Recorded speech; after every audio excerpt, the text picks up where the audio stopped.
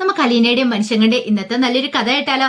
അങ്ങനെ ഇന്നത്തെ കഥയിൽ രാവിലെ ബ്രേക്ക്ഫാസ്റ്റ് കഴിക്കുവാണ് കൃഷ്ണമോളും ബാബിതയും ബാലേന്ദ്രനും കൂടെ. അപ്പോഴേക്കും അലീന കൃഷ്ണമോളുടെ ലഞ്ചും കാര്യങ്ങളൊക്കെ കൊണ്ട് വെക്കുവാണ്.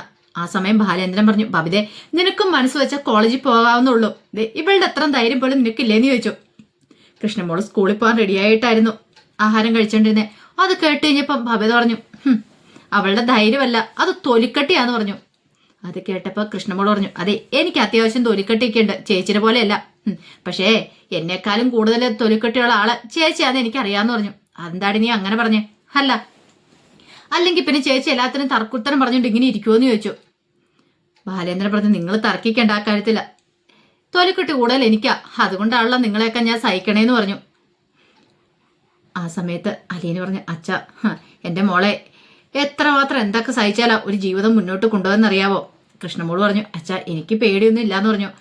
ആരെന്ത് പറഞ്ഞാലും ഞാനത് കാര്യാക്കണില്ലാന്ന് പറഞ്ഞു. ഈ സമയത്ത് ബബിത പറഞ്ഞു, എന്നെ കൊണ്ട് പോകാൻ പറ്റില്ല. അപ്പൊ നിന്റെ പഠിത്തോ ഈ വർഷം അങ്ങനെ അങ്ങോട്ട് പോട്ടെ, അടുത്ത വർഷം എന്നെ വേറെ ഏതെങ്കിലും കോളേജ് ചേർത്താൽ മതി. പഠിത്തത്തിന്റെ മഹത്വത്തെക്കുറിച്ച് അറിയത്തില്ലാത്തതുകൊണ്ട് പിന്നെ പറഞ്ഞിട്ട് കാര്യമില്ല. ബബിതയ്ക്ക് ഒരു പുച്ഛഭാവമായിരുന്നു.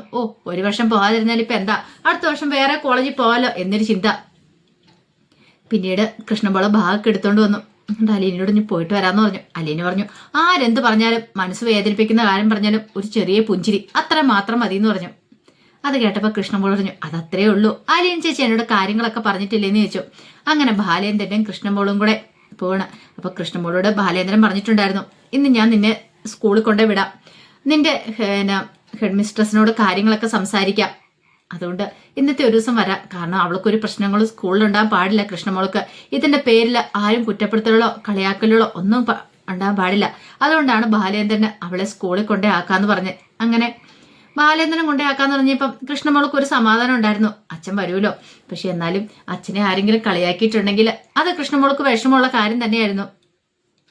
ആ ഒരു ഭയം ഉണ്ടായിരുന്നു. പക്ഷെ ബാലേന്ദ്രൻ പറഞ്ഞു, നീ അതൊന്നും ഓർത്ത് പേടിക്കൊന്നും വേണ്ട, ധൈര്യമായിട്ടിരിക്കുക, എനിക്ക് ആ കാര്യമൊന്നും ഓർത്തിട്ട് ഒരു പേടിയോ ടെൻഷനോ ഒന്നുമില്ലെന്ന് പറഞ്ഞു.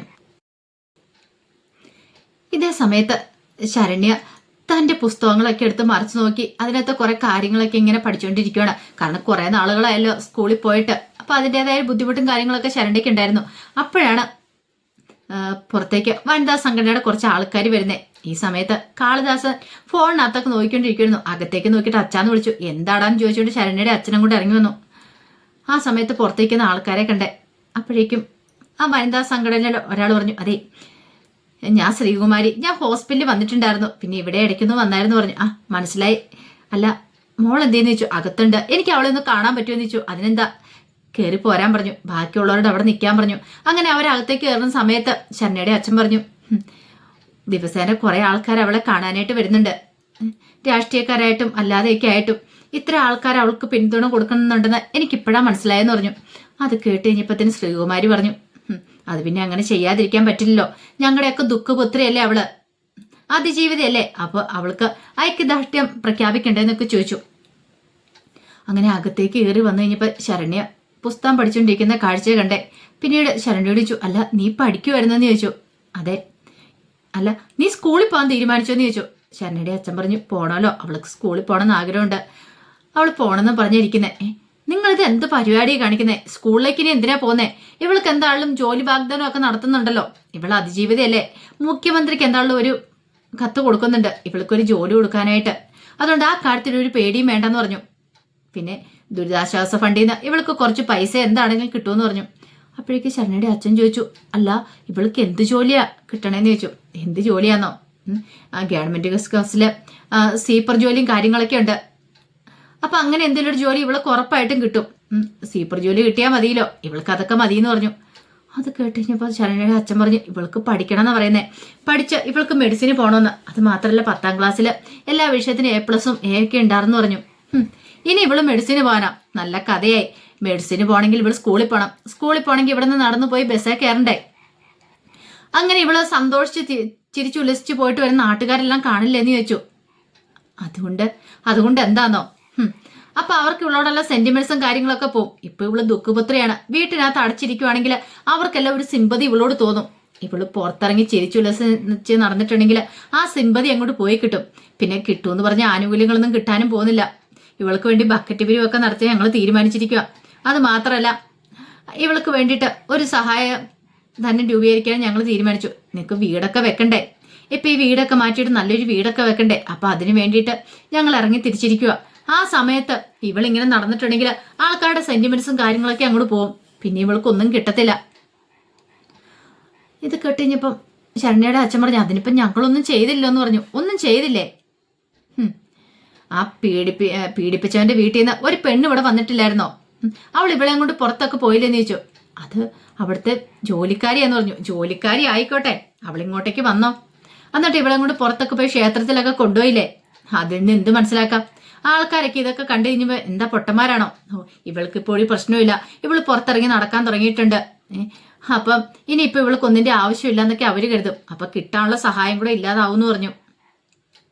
അത് കേട്ടുകഴിഞ്ഞപ്പോൾ ശരണ്യയുടെ അച്ഛൻ പറഞ്ഞു, അല്ല ആ പെൺകുട്ടി വന്നതിന് ശേഷമാണ് ഇവൾക്കൊരു ധൈര്യമൊക്കെ ഉണ്ടായത്.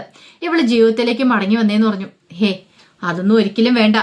അവൾ ഈ വീടിന്റെ പടി കടത്താൻ പോലും നിങ്ങൾ ഇനി അനുവദിക്കില്ലെന്ന് പറഞ്ഞു. അതെന്താ അങ്ങനെ പറഞ്ഞേ? അവൾ ഇവിടെ കയറി വന്നിട്ടുണ്ടേ ശരിയാകത്തില്ല. നിങ്ങൾക്ക് അതിനെക്കുറിച്ചൊന്നും അറിയത്തില്ലാത്തോണ്ടാ. അവൾ ആള് ശരിയല്ല എന്ന് പറഞ്ഞു. അല്ല അവള് വന്ന് എന്തെങ്കിലും പറയാൻ പറ്റോ ചെയ്തോ? എന്ത് പറയാനായിട്ട്? അല്ല ഇനിയിപ്പം പണവോ സ്വർണോ അങ്ങനെ എന്തേലും എന്ന് ചോദിച്ചു. അങ്ങനെയൊന്നും പറഞ്ഞിട്ടില്ല. ശരണ്യോട് ചോദിച്ചു, അല്ലെന്ന് നിന്നോട് വല്ലതും പറഞ്ഞോന്ന് ചോദിച്ചു. അലീന ചേച്ചി അങ്ങനെയൊന്നും പറഞ്ഞിട്ടില്ല. അലീന ചേച്ചി ഒന്ന് എന്നെ കാണാനായിട്ടാ, എനിക്ക് ധൈര്യം തരാനായിട്ടാ. അലീന ചേച്ചി വന്നതിന് ശേഷമാ എനിക്ക് ഇത്ര ധൈര്യവും കാര്യങ്ങളൊക്കെ ഉണ്ടായത്. പുറത്തിറങ്ങി ഒന്ന് നടക്കാൻ പറ്റിയത്, ആൾക്കാരെ ഫേസ് ചെയ്യാൻ പറ്റിയത്. അപ്പൊ നീ നിന്റെ അലീന ചേച്ചി അങ്ങോട്ട് വിശ്വസിച്ചില്ലേ? അവള് വന്ന ദുരുദ്ദേശത്തോട് കൂടിയിട്ടാ. അവളുടെ മനസ്സിൽ വേറെ പല ഉദ്ദേശം ഉണ്ടായിരുന്നു പറഞ്ഞു. എന്തുദ്ദേശം എന്ന് ശരണ്യയുടെ അച്ഛൻ ചോദിച്ചു. എന്താന്നോ? ഇനിയിപ്പൊ അവള് പതുക്കെ ഇവളെ സ്വാധീനിക്കാണ്ട് തുടങ്ങും. ഇവൾക്ക് അവളെ ഭയങ്കര വിശ്വാസമാണല്ലോ. ഒടുവില് ഈ കേസിൽ നിന്ന് ബാക്കിയുള്ളവരെയും കൂടെ ഊരിയെടുക്കാനായിട്ട് അവള് ശ്രമിക്കത്തുള്ളെന്ന് പറഞ്ഞു. അത് കേട്ടിഞ്ഞപ്പോ ശരണ്യയുടെ അച്ഛൻ പറഞ്ഞു, അങ്ങനെയൊന്നും നിങ്ങൾക്ക് എന്തറിയാം ഇതിനെക്കുറിച്ചൊക്കെ? ഞങ്ങളൊക്കെ ഇതിനു വേണ്ടി സഹായിക്കാനായിട്ട് ഇറങ്ങി തിരിച്ചിട്ടുണ്ടേ അറിയാലോ. ഞങ്ങൾക്ക് ഇവളോട് സ്നേഹമുള്ളതുകൊണ്ടാണ്. ഇവൾ അതിജീവിതയാണ്, ദുഃഖപുത്രിയാണ് ഞങ്ങളുടെ എല്ലാം. അപ്പൊ ഇവള് വീടിനുള്ളിൽ തന്നെ ഇരിക്കണം. അല്ല അപ്പൊ ഇവൾക്ക് സ്കൂളിൽ പോണം. ഇവളുടെ സന്തോഷമൊക്കെയോ? ഇവളുടെ സന്തോഷം വീടിനുള്ളിൽ മതി, പുറത്തു വേണ്ട.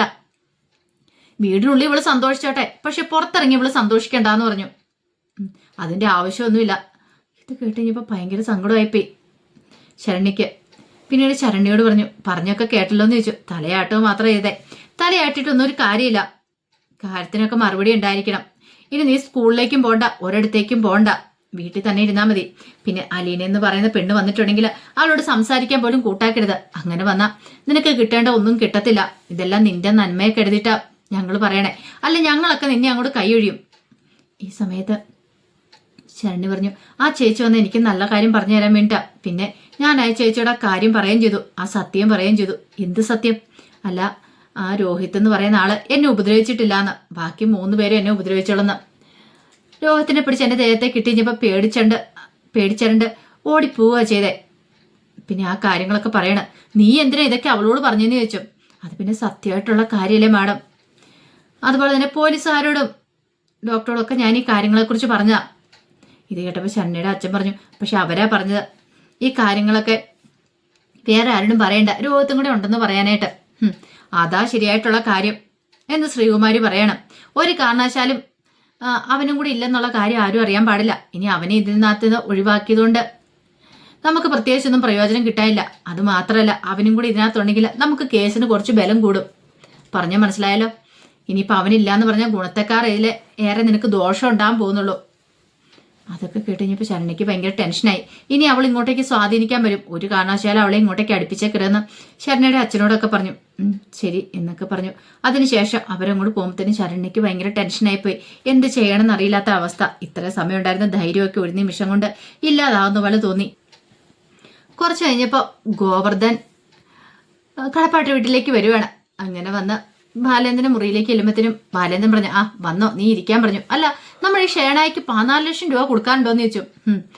ഏകദേശം അത്ര വരും ബാലേട്ട. കുറച്ച് ദിവസം നമ്മൾ ഷോപ്പ് അടച്ചിട്ടിരിക്കുവല്ലായിരുന്നോ? ആ പൈസ കൊടുക്കേണ്ട സമയത്ത്. ശരി, അതെന്തേലും ആട്ടെ, അതൊക്കെ പോട്ടെ. ഞാനിപ്പം നിന്നെ വിളിപ്പിച്ച അതിനൊന്നും വേണ്ടിയിട്ടല്ല എന്ന് പറഞ്ഞു. പിന്നെ എന്തിനാ ബാലേട്ട? അതെ, എനിക്കൊരു പ്രധാനപ്പെട്ട കാര്യം പറയാനുണ്ട്. രോഹിത്തിന്റെ കാര്യം എന്താ ബാലേട്ട? അത് അവൻ തെറ്റൊന്നും ചെയ്തിട്ടില്ല എന്ന് പറഞ്ഞു. തെറ്റ് ചെയ്തിട്ടില്ലെന്നോ? എന്താ ബാലേട്ട ഈ പറയണേ? അതെ, ഗോവർദ്ധന. അവൻ തെറ്റൊന്നും ചെയ്തിട്ടില്ല. അതാ ശരണ്യ എന്ന് പറയുന്ന പെണ്ണ് പറഞ്ഞ. ശരണ്യ ആരോട് പറഞ്ഞു? അലീനയോട്. അലീന ഇടയ്ക്കിടയ്ക്ക് അവിടെ പോകായിരുന്നല്ലോ. അപ്പൊ അലീനയോട് പറഞ്ഞ കാര്യങ്ങൾ ഏതൊക്കെ? എന്നിട്ട് ആ പെണ്ണ് അങ്ങനെയൊന്നും അല്ലല്ലോ പോലീസിനോട് പറഞ്ഞേ. എടാ അതപ്പം എല്ലാരും നിർബന്ധിച്ചുകൊണ്ട് അവൾ അങ്ങനെ പറഞ്ഞെന്ന് പറഞ്ഞു. ബാലേട്ട ഇനിയിപ്പോ എന്ത് ചെയ്യണം? എന്ത് ചെയ്യണമെന്നോ? ഒരു പത്രസമ്മേളനം വിളിച്ചു കൂട്ടണം, മീഡിയക്കാരെയൊക്കെ വിളിക്കണം. എന്നിട്ട് ആ പെണ്ണ് സത്യങ്ങളൊക്കെ തുറന്നു പറയണം, രോഹിത്ത് തെറ്റൊന്നും ചെയ്തിട്ടില്ലെന്ന്. അതിന് ബാലേട്ട അവള് സമ്മതിക്കും. അങ്ങനെ അവളെ കൊണ്ട് സമ്മതിപ്പിക്കണം. അതാണ് ഏറ്റവും വലിയ ടാസ്ക്. ഒരു കാര്യം ചെയ്താലോ, നമുക്ക് പോലീസിനോട് പറഞ്ഞാലോ? ബെസ്റ്റ്. പോലീസും കൂടെ പറഞ്ഞിട്ട് അവൾ ഇങ്ങനെയൊക്കെ പറഞ്ഞിരിക്കുന്നേ. ഇനിയിപ്പോൾ എന്ത് ചെയ്യും?